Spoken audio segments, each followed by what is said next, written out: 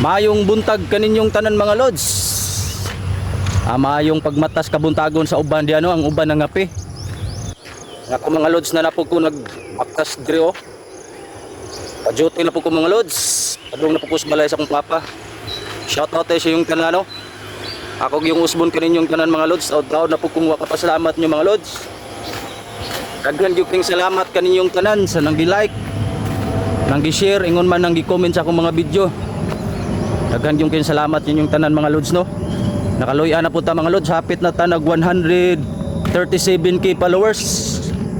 Salamat gyud sa inyong suporta kada adlaw mga lods nya. Unta po mga lods. Makuha po na to ang pabonus ni Mita. Lisod siya pero testingan basi kaluyan po mga lods. Sa akong mga followers diyan apod diyan ning kamot sa gawas sa mga OFW.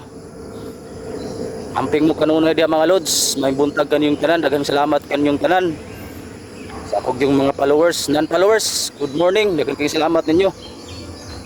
Anising-kasing akong pagpasalamat kaniyong tanan mga lods. Ako yung gibalik-balik sa makadaghan mga lods, daghang yung salamat ninyong suporta kada adlaw mga lods.